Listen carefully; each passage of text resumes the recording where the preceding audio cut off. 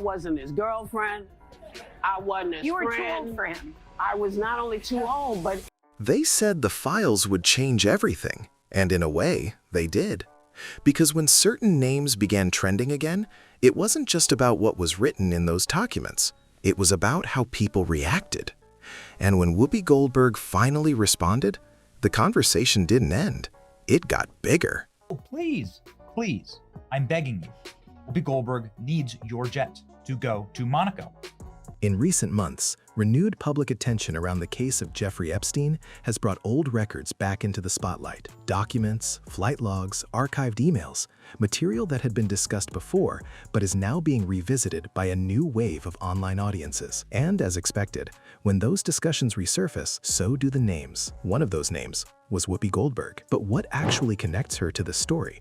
And more importantly, what did she say when the spotlight turned toward her? When Epstein-related documents began circulating again online, the reaction was immediate. Social media platforms filled with screenshots, name lists, partial documents, and strong opinions. It's important to clarify something early. Being mentioned in documents like contact lists or communications does not automatically imply wrongdoing. But in today's digital environment, context often gets lost. A name can trend globally within hours, regardless of what the actual connection is. And that's exactly what happened here. Whoopi Goldberg's name began appearing across discussions, posts, and commentary videos. Some people asked questions, others jumped to conclusions. And within days, the pressure to respond became unavoidable. No thanks. You misspelled thanks. After staying quiet initially, Whoopi addressed the situation publicly. Her response was firm. She rejected the assumptions being made about her. She emphasized that she had not been involved in any criminal activity, that she was being unfairly linked to a larger narrative, and that people were interpreting information without full context. At moments, her tone became defensive, which is understandable given the situation. But what stood out to many viewers wasn't just what she denied, it was how she framed the conversation. Rather than focusing only on herself, she hinted at something broader. She suggested that discussions like these often overlook the bigger picture, the wider networks and environments in which many public figures operate. That shift in focus caught attention because it moved the conversation away from one individual and toward a much larger system. But it's like, you know, so... The situation was also discussed on platforms like The View, where Whoopi is a longtime host. Viewers analyzing the segment noticed a few things. The tone remained controlled, humor was used to ease tension, and key points were addressed carefully. Some critics argued that the conversation felt managed or rehearsed. Others defended it, pointing out that live television often requires careful handling of sensitive topics, especially those involving legal and reputational risks. Regardless of perspective, the segment did what it was expected to do. It allowed Whoopi to publicly respond, but it also sparked even more discussion online. As the story continued to spread, the focus shifted. People began asking broader questions. How do powerful social networks operate? How do public figures end up in overlapping circles? And why do certain names keep appearing in discussions around high-profile controversies? In that context, some online conversations brought up figures like Oprah Winfrey, not as direct accusations, but as part of a wider discussion about influence, media platforms, and high-level social connections. These conversations often referenced public interviews, industry events, and shared professional circles. However, it's critical to approach this carefully. Association does not equal involvement, and public figures often interact within the same environments without any deeper connection to controversial activities. Still, the fact that these discussions continue to surface highlights a deeper issue: public trust. Stories like this don't fade easily, not because of any single individual, but because of the unanswered questions that remain around the larger case. People continue to ask, how did Epstein maintain connections with so many influential figures? How did his network operate for so long? And why does it feel like not all questions have been fully addressed? These questions create a cycle. Every time new discussions emerge, the same names resurface, the same debates restart, and the same uncertainty continues. Whoopi Goldberg spoke out to defend herself, and in doing so, she reminded audiences of something important. In complex stories like this, it's easy to focus on individual names, but the real story is often much bigger. It's about systems, connections, and the gaps between what is known and what remains unclear. Because until those gaps are fully addressed, conversations like this won't disappear. They'll return again and again. She's asking Epstein how she wants her to answer Oprah's questions. That means the Oprah interview, which millions of people watched as a moment of accountability, was potentially shaped by Epstein himself behind the scenes. And Epstein responded. He wrote the answer he wanted Sarah to give, scripted it, sent it back. Jeffrey was unfairly characterized as a pedophile by the tabloid press. He paid his debt to society and has sought forgiveness. That answer came from Epstein. It landed in an Oprah Winfrey interview. And at no point in the filing, in the coverage, in the aftermath, did Oprah address that her interview with Sarah Ferguson may have been quietly coordinated by the very man she was supposed to be holding accountable. Now, here's where we have to be precise. Because this isn't about vilifying someone based on association alone. Joe Rogan said it clearly. That's fair. That's the right framework. But Rogan also said something else. He said the bigger issue is transparency.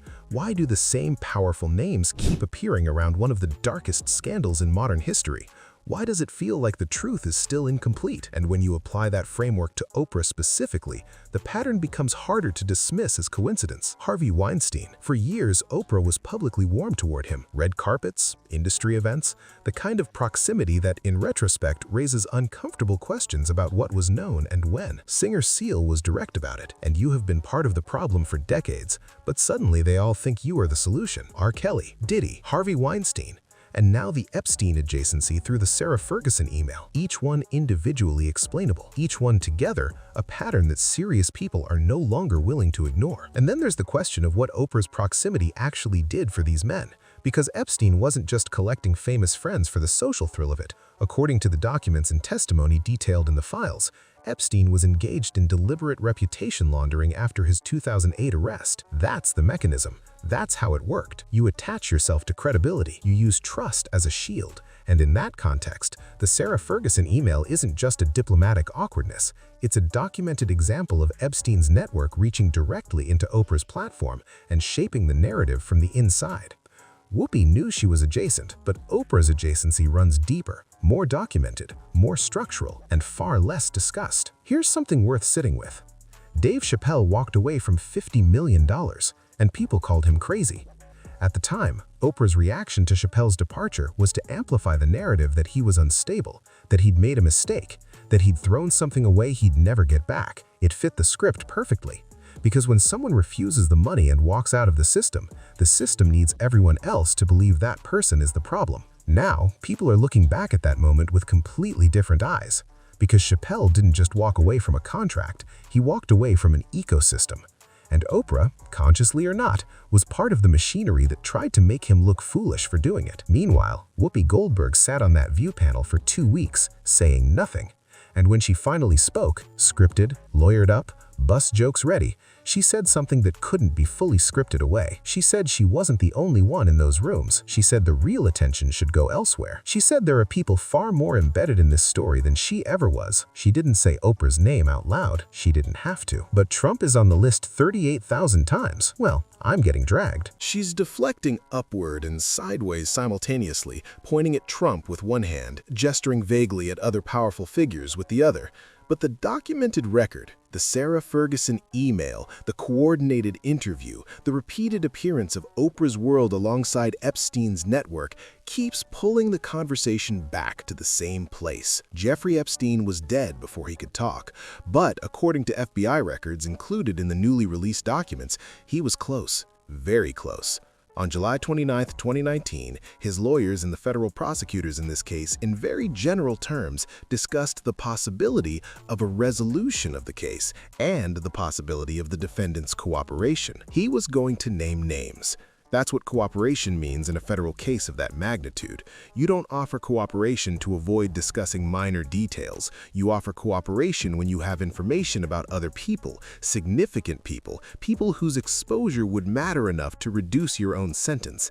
And then the cameras malfunctioned. The guards fell asleep, and Jeffrey Epstein was found dead in a maximum security federal facility with broken bones in his neck that medical examiners argued were more consistent with strangulation than with what was officially ruled. He could have been working for the CIA. He could have been a guy who was on his own but also working with them, right? Like a guy that they used but they never fully endorsed? Like an asset? Yeah, if Epstein was an asset, a controlled node in a larger intelligence and power network, network, then the people around him weren't just socialites and celebrities who happened to cross paths with a bad guy.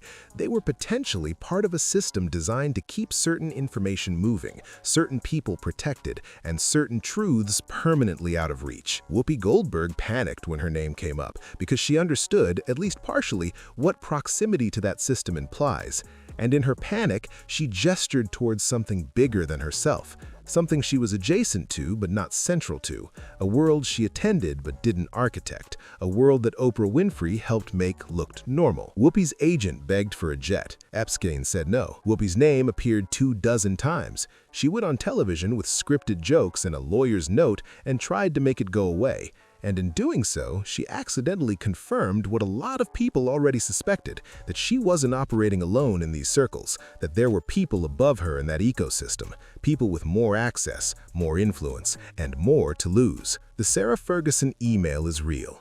The Oprah interview coordination is documented. The pattern of powerful names appearing repeatedly alongside Epstein's network and then being quietly shielded from the same scrutiny applied to others is a documented, verifiable phenomenon. We're told to trust the headlines, trust the official conclusions, trust that justice was served. But if that were true, why does this story still feel unfinished?